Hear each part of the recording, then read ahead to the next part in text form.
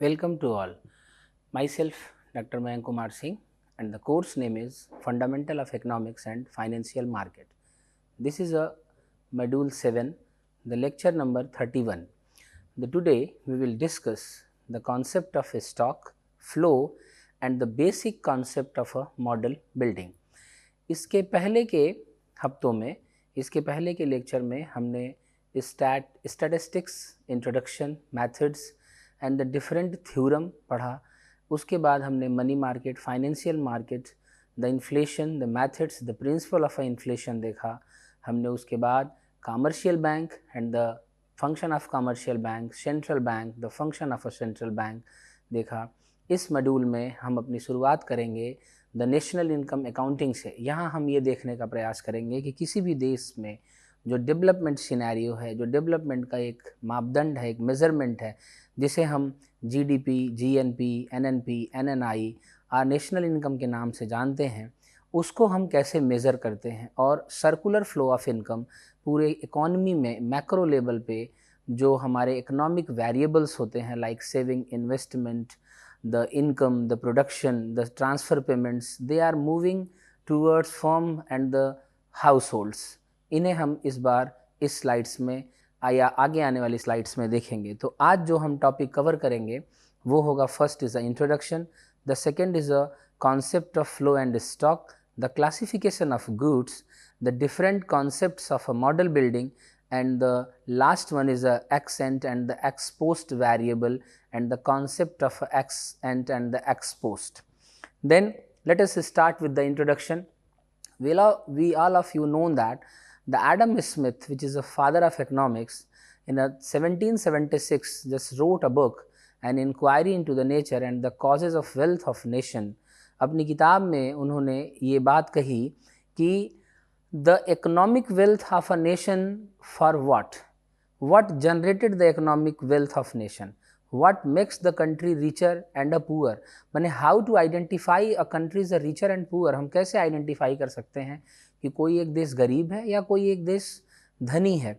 तो हमारे मन में एक सिंपल एक आंसर आता है, the wealth concentration is a particular primary and the significance measurement. उस देश के पास जितना धन होगा, उस देश के पास जितना वेल्थ होगा, वही उस देश की प्रॉस्पेरिटी का मापदंड हो सकता है। और अगर हम बात करें तो national resources is a absolute wealth of a particular nation. तो ऐसी स्थिति में हम अगर ये कहें कि वो देश जिनके पास minerals and the forest and the fertile lands अगर हैं, तो the particular nation is known as a rich. लेकिन अगर हम व्यवहार में देखें तो विश्व के ऐसे बहुत सारे देश हैं जो मिनरल्स के मामले में तो रिच हैं, but they are counted as a poor country, like that Latin American country, Mexico, Brazil, Venezuela, Chile और अफ्रीकन कंट्री।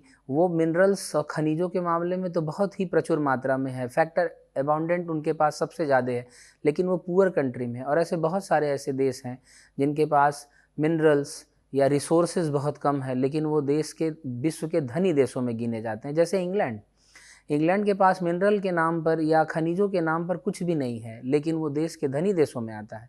इसका मतलब ये है कि resource availability is not a one of a best measurement to identify the richer and the poor country. The allocation of a resources, the utilization of a resources in a production process is important, is a significance factor. तो अगर हम किसी भी देश के resource का प्रबंधन और उसका विनियम, उसका सही ढंग से करें, उसे हम बेहतर तरीके से यूटिलाइज़ करें, उसका उपयोग सही तरीके से करें। जैसे अर्थशास्त्र की समस्या है, रॉबिन्स की परिभाषा के हिसाब से ये कही जाती है कि the economics is make a bridge between the resources and the wants. Resource have the property or the merit कि it's scarce, limited and the alternative uses, and the wants is unlimited. Then the economics is a science which make a bridge between both of them. तो ऐसी स्थिति में जो problem खड़ी होती है वो है स्कैरसिटी एंड चॉइस की। तो स्कैरसिटी एंड चॉइस की समस्या से बचने के लिए रॉबिन्स ने कहा कि we have now solve the 3 basic question of economics. First, what to produce, second, how to produce, and third is for whom to produce. तो ऐसी स्थिति में रिसोर्स का एलोकेशन, प्रोडक्शन प्रोसेस में उसका बेहतर ढंग से इस्तेमाल और distribution is a main concern of a economics in a further prosperity concern of a particular nation, of the group of a nation. तो ऐसी स्थिति में जब हम इकोनॉमिक वेरिएबल जिनको हम किसी भी देश के प्रॉस्पेरिटी और पावर्टी इंडिकेटर्स में हम ले सकते हैं, जैसे अगर किसी भी देश में निवेश की दर ज़्यादा है तो वो देश प्रॉस्परस है, यदि किसी भी देश में रेट ऑफ इन्वेस्टमेंट लो है तो उस देश में प्रॉस्पेरिटी की दर भी लो है। डेवलपमेंट का प्रोसेस ये कहता है कि निवेश हमेशा ज़्यादा होना चाहिए, तो वो देश जहाँ निवेश की दर या the volume of the investment कम है तो वो देश गरीब देश कहा जाएगा। तो ऐसी स्थिति में हमें ये समझना होगा कि what is a particular nature of a variables. तो ऐसी स्थिति में हमें देखना होगा कि नेचर ऑफ वेरिएबल क्या है। तो नेचर ऑफ वेरिएबल दो होते हैं, या तो वो वेरिएबल फ्लो कॉन्सेप्ट का होगा या तो वो स्टॉक कॉन्सेप्ट का होगा। The stock and the flow concept is a way to differentiated between the entities that are measured at a point of time, it's known as a stock, and those that are measure over a period of time is known as a flow.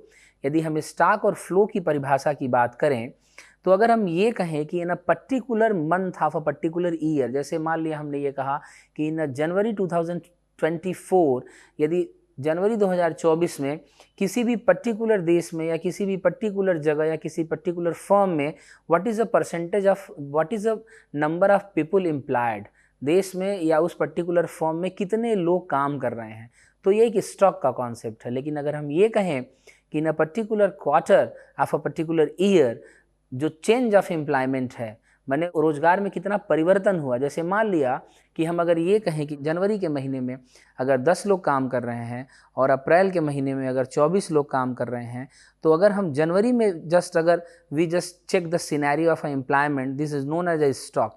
अगर April के महीने में हमने देखा तो this is a stock concept. लेकिन अगर हमने ये देखा कि what is a change in employment from January to April, then this is a flow. It means हम फ्लो उन चीज़ों में मेज़र करते हैं जहाँ पर हम एक पीरियड का अध्ययन करते हैं। लेकिन अगर हम एक किसी विशेष समय eight a point of time, at a particular point of time में अगर हम किसी वेरिएबल को मेज़र करते हैं तो हम उसे स्टॉक कहते हैं। तो अगर हम स्टॉक की एक अच्छी परिभाषा समझना चाहें तो हम सरल शब्दों में ये कह सकते हैं कि stock is a economic variable which can be measured at a point of time, and the flow concept the economic variable which can be measured at a period of time. इसका मतलब ये है कि जो स्टॉक वेरिएबल है उसमें time dimension नहीं होता, इट इंडिपेंडेंट ओवर टाइम, ये टाइम से स्वतंत्र होता है। लेकिन जो फ्लो का कॉन्सेप्ट है उसमें टाइम डायमेंशन जुड़ा होता है, इसका मतलब it's a depend upon time, ये टाइम वेरिएशन के साथ काम करता है। The distinction between a stock and a flow is a very significant and the important methodology and the concept when we just measure the national income or the in a national income accounting। जब भी हम national income accounting की बात करते हैं तो हमें ये देखना होगा कि जो पर्टिकुलर वेरिएबल मेज़र हो रहा है या मेज़र किया जा रहा है वो फ्लो का कॉन्सेप्ट है या वो स्टॉक का कॉन्सेप्ट है। हम इसे सरल भाषा में समझ सकते हैं। जैसे मान लिया कि we have a bath tub, हमारे पास एक टब है, उसमें एक पर्टिकुलर टैब है जिससे पानी लगातार उस बॉथ टब में आ रहा है, तो this is a flow. But the stock, the water which contain in a particular tub is known as a stock. तो नल से जो पानी, टैब से जो पानी आ रहा है, इट्स अ फ्लो, वो एक फ्लो है। लेकिन जो बाथ टब में eight a point of time जो पानी इकट्ठा हुआ है वो है स्टॉक।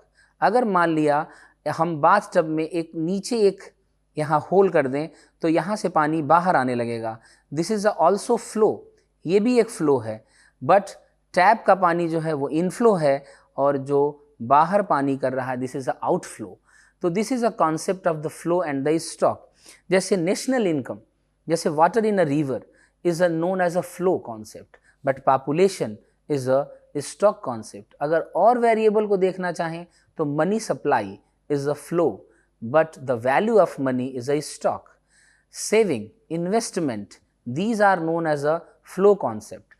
तो अगर हम यहाँ ये समझें और ये कहें कि फ्लो और स्टॉक के बीच में क्या बस डिफरेंस होते हैं, क्या एक दूसरे पर डिपेंड नहीं करते, तो हमें उत्तर ये मिलेगा कि ऐसा नहीं है। फ्लो और स्टॉक ये आपस में डिपेंडेंट रहते हैं, they are correlated with each other. If the change in a stock then further change in a flow, and if with the change the flow then it's resultant to change in a stock. हम एक बेहतर उदाहरण के लिए देख समझ सकते हैं कि मान लिया कि किसी पर्टिकुलर ईयर में यदि हमारा डेफिसिट बढ़ता है तो एक पर्टिकुलर पॉइंट ऑफ टाइम में हमारा डेप्ट इंक्रीज हो जाएगा. Then the deficit is a flow but the डेप्ट इज अ स्टॉक. तो एक पर्टिकुलर पॉइंट ऑफ टाइम में यदि there is a fiscal or the monetary or the revenue deficit occurred by a particular government, but after a end of year the total debt is known as a stock. तो deficit एक flow का concept है, लेकिन उसके बदलने पर the stock will be change further. तो इसका मतलब ये है कि स्टॉक फ्लो के बदलने पर स्टॉक बदल सकता है, स्टॉक के बदलने पर फ्लो भी बदल सकता है. अगर हम फ्लो के थ्रू स्टॉक की तरफ चलें तो if in any particular economy यदि मनी सप्लाई बढ़ती है then the value of money is going down. तो this is a relation between flow to stock. और अगर डेफिसिट के बदलने पर डेप्ट बदल गया तो this is stock to the flow. तो इसका मतलब ये है कि फ्लो और जो स्टॉक का जो कॉन्सेप्ट है they are interrelated with each other. इन्हें एक साथ समझा जा सकता है, लेकिन इनके बीच में जो मेजर डिफरेंस है वो ये है कि the measurement in as a time dimension is known as a flow, without time dimension is known as a stock. इसके बाद जो बेसिक टर्मिनोलॉजी हमें समझनी चाहिए या जो हमारे समझने की ज़रूरत है नेशनल इनकम अकाउंटिंग में, वो है classification of the goods. Goods या वस्तुओं और सेवाओं का क्लासिफिकेशन क्या है, हम उन्हें वर्गीकृत कैसे करते हैं. जैसे इन मैक्रो इकोनॉमिक्स हम ये पढ़ते हैं कि there is a normal goods, there is a inferior goods, there is a गिवन goods, there is a facilitate goods, there is a necessities, these are the luxury item. जैसे मान लिया हम ये कहें कि सामान्य वस्तु क्या है, तो सामान्य वस्तु की एक सबसे बेहतर परिभाषा ये दी जा सकती है, the normal goods is a good which follow the rule of demand. सामान्य वस्तु वो है जिस पर मांग का नियम काम करता है. मांग का नियम क्या है? मांग का नियम ये कहता है कि fall the things remaining the same the price and the quantity demanded have the inverse relation. If the price increases the demand will be decreases, if the price decreases the demand will be increases. तो ये जितने भी नियम जिन भी वस्तुओं में शामिल कर लिए जाएंगे वो नॉर्मल गुड्स होंगे. अगर ये फर्दर लॉ ऑफ डिमांड को फॉलो नहीं करते तो इट्स नोन एज अ गिवन goods, given by the given. Given is a economics, तो उनके ऑनर में ऐसी वस्तुओं को हम गिवन गुड्स कहते हैं. लग्जरी गुड्स जिनकी इलास्टिसिटी बहुत ज़्यादा होती है उन्हें हम लग्जरी गुड्स कहते हैं. जिनकी इलास्टिसिटी एक से कम होती है हम उन्हें आवश्यकता की वस्तुएं कहते हैं. लेकिन जब हम नेशनल इनकम अकाउंटिंग की बात करते हैं, जब हम किसी देश में समग्र रूप में जब वस्तुओं को जोड़ते हैं, जब वस्तुओं को एग्रीगेट करते हैं, तो यहाँ पर हमें वस्तुओं के विभिन्न प्रकारों के बारे में बात करनी होगी और उनके पूरे कॉन्सेप्ट को समझना पड़ेगा. In a modern economics setting this flow of production arises out of production of commodities, goods and the services which is produced by a number of large and the small enterprises. किसी भी देश में यदि समग्र उत्पादन की बात अगर हम करें तो उसमें जितने भी उस देश के फर्म एंड द बिजनेसेस हैं, उनमें जितनी भी वस्तुओं का या सेवाओं का निर्माण हो रहा है उनके एग्रीगेट को अगर हमें जोड़ना है तो हमें ये देखना पड़ेगा कि the different concept of goods and other major vocabulary जिसे हम यहाँ डिस्कस करेंगे. तो जो पहली चीज़ जो समझने की है वो है फाइनल गुड्स.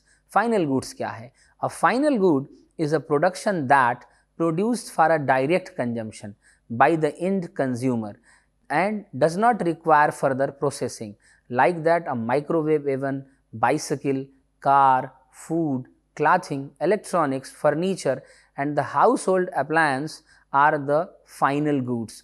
इसका मतलब ये है कि अंतिम वस्तुएं वो होती हैं जिनका उपभोग उसके आगे नहीं किया जा सकता. They are not further substituted. ये अंतिम बार अंतिम समय उपभोग की जाती है, इसके बाद ये फर्दर इनके प्रोडक्शन प्रोसेस में ये इन्वॉल्व नहीं होते. तो ऐसी वस्तुओं को हम फाइनल गुड्स कहते हैं. जैसे बाइसिकल, अगर हम बाइसिकल खरीद के लाते हैं तो वो फाइनल कंजम्पशन है. इसके बाद बाइसिकल को हम उसके आकार को या उसके तरीके को हम किसी तरीके से ट्रांसफॉर्म नहीं कर सकते. हम बाइसिकल से फिर कुछ नहीं बना सकते. तो बाइसिकल के बाद उसके नेचर या उसके साइज़ या उसके फंक्शन को हम किसी तरीके से बदल नहीं सकते. तो यह जो वस्तु है वो फाइनल गुड्स का प्रकार हो सकता है. Final goods can be tangible और इनटेंजिबल, यह दिख भी सकता है और नहीं भी दिख सकता। जैसे मान लिया कि we just take a medical services, we just take the teaching services, अगर हम किसी से संगीत सीख रहे हैं तो ये भी एक फाइनल गुड्स हो सकता है, लेकिन ये दिख नहीं रहा। तो इनटेंजिबल और tangible both are having the nature of a final goods. Final goods में जो वस्तुएं हैं वो मूर्त भी हो सकती हैं और अमूर्त भी हो सकती हैं।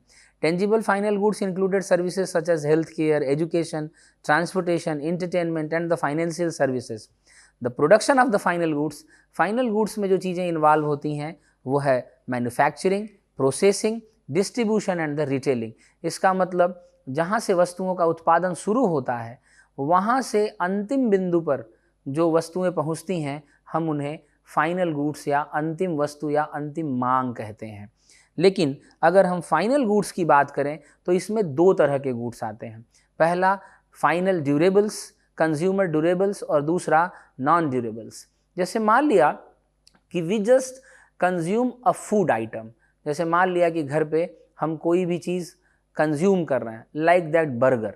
अगर मान लिया कि किसी पॉइंट ऑफ टाइम में या किसी भी समय अगर हम एक बर्गर खाते हैं तो वो फाइनल गुड्स है, क्यों? क्योंकि इसके बाद ये ट्रांसफॉर्म नहीं हो सकता। लेकिन वो बर्गर खाने के बाद फिर वो बर्गर हमें दोबारा नहीं प्राप्त हो सकता। तो ऐसे फाइनल गुड्स को हम non durable, consumer non durable goods कहते हैं। लेकिन ऐसी बहुत सारी चीज़ें होती हैं फाइनल गुड्स में जो हमारे पास काफ़ी दिनों तक और हम उनका कई बार कई क्रम में उनका प्रयोग करते हैं, लाइक दैट फ्रिज। जैसे हमने एक फ्रिज खरीदा, उस फ्रिज का उपयोग हम किसी एक समय विशेष नहीं, हम अब पीरियड ऑफ टाइम में करते रहते हैं। तो ये सिर्फ स्टॉक नहीं, जैसे फूड बर्गर हमने उसी समय खाया तो it's a stock, but the consumption of a fridge is a flow. तो this is a concept of flow and stock.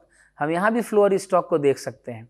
तो जो कंज्यूमर ड्यूरेबल्स हैं they have the property to use further usages, ये बार बार प्रयोग हो सकती हैं। तो जब कोई चीज़ें बार बार प्रयोग होती हैं तो उन्हें या तो हम रिपेयर करने की ज़रूरत होती है या तो उनके कुछ पार्ट को हमें रिप्लेसमेंट करने की ज़रूरत होती है। तो जब भी हमारे पास फाइनल गुड्स होंगे तो वो दो तरीके के हो सकते हैं, पहला ड्यूरेबल और दूसरा नॉन ड्यूरेबल। अगर हम आगे चलें तो फाइनल गुड्स को भी हम दूसरे नेचर में दो भागों में बांट सकते हैं, consumption goods and the capital goods. Consumption goods में ड्यूरेबल कंज्यूमर ड्यूरेबल्स और कंज्यूमर नॉन ड्यूरेबल्स हैं, but capital good final good का एक विशेष प्रकार होता है। There is a special feature of capital goods. Capital goods is one of a particular form of a final goods but have the different nature rather than the consumers goods या consumption goods। क्या है capital goods की खासियत? Capital goods is used in a process of production but the consumption good is not used in a process of consumption। Like that a machine, एक machine है जो किसी एक फर्म के द्वारा खरीदी जाती है, now it's involve in a process of production, ये प्रोडक्शन प्रोसेस में इस्तेमाल होगी। फाइनल गुड्स ये इस रूप में है क्योंकि इस मशीन का स्वरूप बना रहेगा। ये किसी भी चीज़ का उत्पादन तो करेगी लेकिन इसका स्वरूप ट्रांसफॉर्म नहीं होगा। इसका जो बेस है, इसकी जो साइज़ है, इसका जो आकार प्रकार और इसका जो गुण है ये ट्रांसफॉर्म नहीं होगा। इससे वस्तुएं बनाई जाएंगी। तो जो इससे वस्तुएं बनाई जाएंगी वो फर्दर आगे होंगी, वो इंटरमीडिएटरी गुड्स हो सकती हैं, वो फाइनल गुड्स हो सकती हैं, लेकिन इस मशीन का अस्तित्व बना रहेगा। तो ये भी फाइनल गुड्स ही हैं but it's involve in a production process. तो it's this type of goods is known as a capital goods. These goods form of capital, ये कैपिटल के रूप में हमारे पास होते हैं। इट्स ऑल्सो वेल्थ, हम इसे बेच भी सकते हैं, हम इसे बेच के लाभ भी कमा सकते हैं, हम इससे प्रोडक्शन को रन भी करा सकते हैं। It's a crucial factor of production as always known as a capital. तो कंजम्पशन गुड और capital goods is a different type of a final goods. अगर हम कैपिटल गुड्स की बात करें तो हम ये भी देखते हैं, जैसे मान लिया कि हमारे पास बहुत सारे ऐसे गुड होते हैं जो कैपिटल गुड्स में इस्तेमाल होते हैं लेकिन वो अपना स्वरूप बदल देते हैं। जैसे मान लिया कि we just use the steel sheets for making the automobiles and you just use the steel and the copper for making the utensils, घर के बर्तन बनाते हैं हम उससे।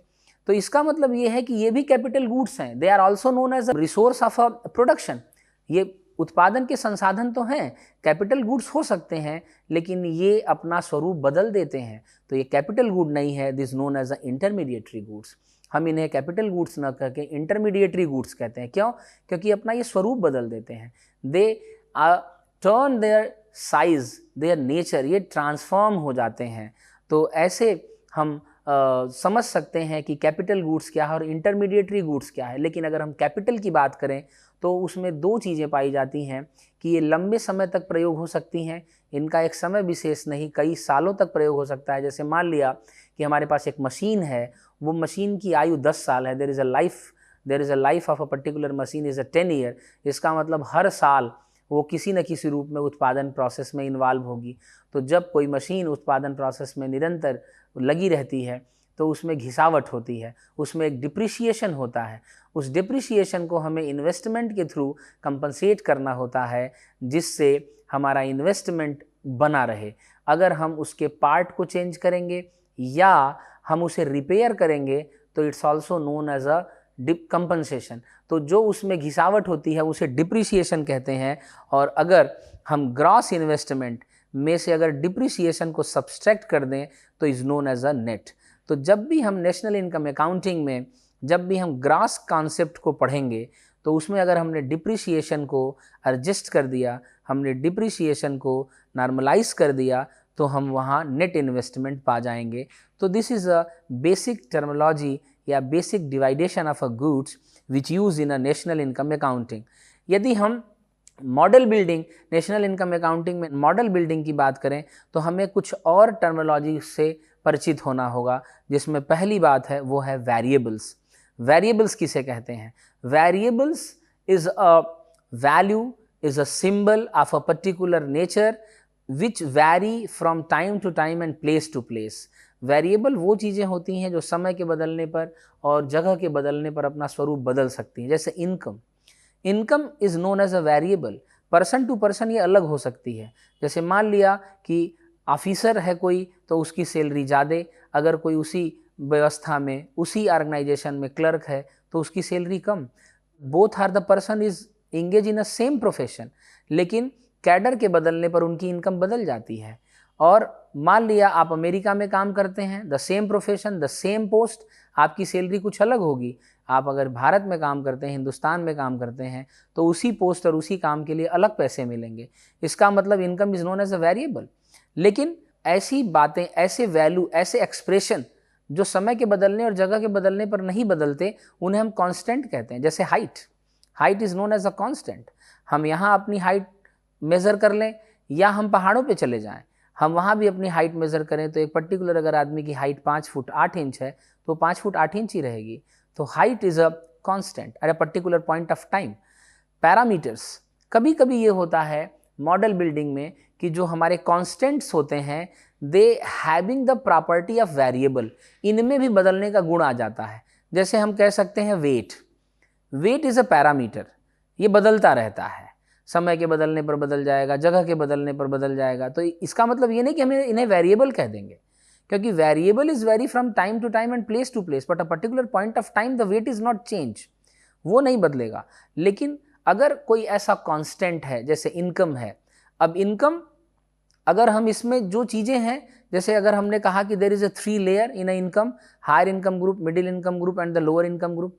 तो अगर मान लिया इसमें कोई कांस्टेंट है लेकिन वो हायर इनकम ग्रुप के लिए अलग काम करेगा, जैसे मान लिया प्रदर्शन, जैसे डेमोन्स्ट्रेशन, तो demonstration effect is change from higher income group to lower income group to middle income group. तो ऐसी स्थिति में ऐसे कांस्टेंट जिनमें बदलने का गुण आ जाए, जिनमें वेरिएबल का गुण आ जाए, तो ऐसी स्थिति में हम इन्हें वेरिएबल नहीं कह सकते।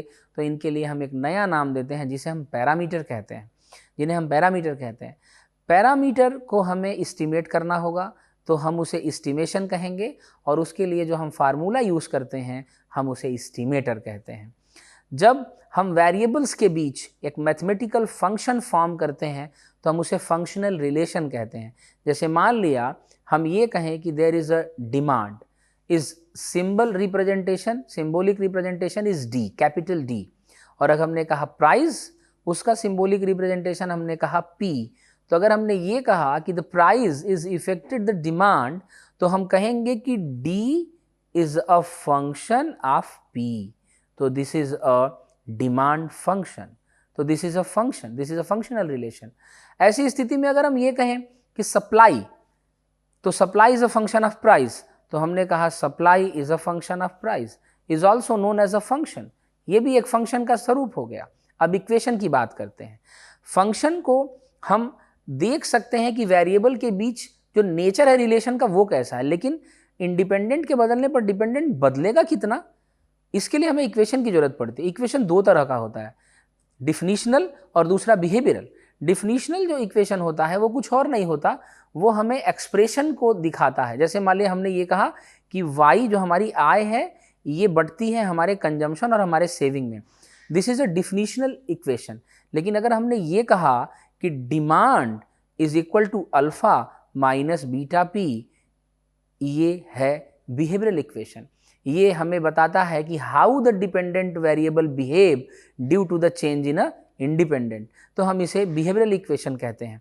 और इक्विलिब्रियम कंडीशन, अगर हमारे पास दो या दो से ज़्यादा वेरिएबल्स हैं तो हम ये देख सकते हैं कि उनका इक्विलिब्रियम किस तरीके से होता है, तो उसे हम इक्विलिब्रियम कहते हैं. समझने के लिए हम समझ सकते हैं, जैसे मान लिया हमने ये कहा कि हमारे पास एक मांग फलन है जो है अल्फ़ा माइनस बीटा पी, और हमने ये कहा कि there is a supply and the function is gamma minus gamma plus delta P. Equation number 1. Equation number 2, in equilibrium process D is equal to S, D is equal to S, तो alpha minus beta P is equal to gamma minus gamma plus delta P. Then the P is equal to alpha plus gamma delta plus beta. This is a equilibrium price. अगर हम figure की बात करें, then the demand is going down, the supply is going up, and this is a equilibrium price. इसे हम P बार कहते हैं, and this is a QD, जो मांगी गई मात्रा है वो सप्लाई के बराबर होगी. हम इसे चाहें तो इन्वेस्टमेंट और सेविंग के रूप में भी देख सकते हैं. The saving is just like a supply, the investment is just like a demand. जहाँ पर ये इंटरसेप्ट करते हैं, this is a investment is equal to saving and this is a equilibrium rate of interest. This is a concept of a equilibrium. अगर हम अगली चीज़ की बात करें, अगले पॉइंट की बात करें, तो वो है ex ante and ex post. Ex ante और एक्स पोस्ट का मतलब ये होता है कि किसी भी वेरिएबल के दो, मैक्रो इकोनॉमिक में किसी भी वेरिएबल के दो मान हो सकते हैं. एक्स एंट का मतलब कि हमारी expected value before the occurring, और एक्स पोस्ट का मतलब होता है आफ्टर द एक्शन, एक्शन के बाद. जैसे मान लिया हम ये कहते हैं कि हमारी प्रत्याशित बचत क्या होगी, what is our expected saving, और उस समय के बाद जब मैच्योरिटी टाइम हुआ तो what is the actual saving. अगर हम किसी भी चीज़ को, किसी भी पैसे को निवेश करते हैं तो निवेश के पहले हम कैलकुलेट करते हैं कि what is the expected profit, और जब वो मैच्योरिटी डेट होता है तो जो हमें प्रॉफिट मिलता है is known as a actual profit. तो before the event, before the trial, जो घटना घटने के पहले अगर हम परिणाम के बारे में कोई सोचते हैं तो उसे हम एक्सेंट कहते हैं, और परिणाम जब आता है तो उसे एक्सपोस्ट कहते हैं. मैक्रो इकोनॉमिक में ये काफ़ी यूज़ होता है. लेकिन यहाँ पर ये हमें समझना होगा कि वास्तविक और प्रत्याशित के बीच में हमेशा सिमिलरिटी हो, ये जरूरी नहीं है. जैसे मान लिया कि हम एक उदाहरण ले लें कि we have the 4 coin flap 80 time. अगर हम 4 सिक्कों को उछालते हैं 80 बार तो वैल्यू ऑफ अ रिजल्ट क्या होगा, 0 head, 1 head, 2 head, 3 and 4 head. What is the probability, उनकी प्रोबेबिलिटी क्या होगी, 1/16, 4/16, 6/16, 4/16, 1/16. अब अगर मान लिया कि हम ये देखें कि वो अगर 80 बार उछाले जाएंगे तो परिणाम कितने आएंगे, तो हम अगर इसमें n 80 से मल्टीप्लाई कर दें तो 5 time, 20 time, 30 time, 20 time and 5 time, ये हमारा प्रस्तावित होगा. तो इसे हम कहेंगे एक्सेंट. This is accent. लेकिन जब हमने 80 बार उसे उछाला तो हमने पाया, this is a imaginary illustration, तो हमने ये पाया कि the 90 time 0 head, the 12 time 1 head, the 21 time 2 head, the 15 time the 3 head and the 13 time is 4 head. The sum of both frequency is known as a 80. लेकिन यहाँ पर आप देखिए कि there is a difference between FO and FE. तो FO is nothing but the ex post. ये घटना के बाद हुई है. तो this is a example of a export accent. लेकिन ऐसा नहीं कि आपस में ये एक दूसरे पे रिलेट नहीं कर सकते। जैसे मान लिया कि कोई बैंक अगर ये समझे कि भविष्य में किसी भी समय रेट ऑफ इंटरेस्ट बढ़ने वाला है और वास्तव में रेट ऑफ इंटरेस्ट बढ़ गया, तो हम ये कहेंगे कि ये जो बैंक ने बात कही है उसका जो अनुमान है वो एकदम सही है, और अगर नहीं तो हम कहेंगे नहीं सही है। दिस इज़ और ये है एक्सेंट एक्सपोस्ट की तरफ। लेकिन अगर एक्सपोस्ट से एक्सेंट भी कर सकते हैं, जैसे मान लिया कि कोई भी कंपनी अपनी जो वैल्यू होती है उसे वो पुराने रिटर्न से तय करती है। जैसे मान लीजिए कोई पर्टिकुलर इक्विटी है जो पिछले समय से बहुत अच्छा रिटर्न दे रही है, तो कंपनी उसकी प्राइस हाई करके लगाएगी, जिससे उसको ये लगता है कि जब उसकी बॉन्ड हमें ज़्यादा फ़ायदा दे रही है तो हम सर्टेन पॉइंट में हम उसे आगे ले जाएंगे। तो this is a concept of the ex-ante and ex-post. So these terminology which is learned today is used in a national income accounting, जिसे हम आगे आने वाले वीडियो में हम समझेंगे कि इनका प्रयोग हम किस प्रकार करेंगे। धन्यवाद।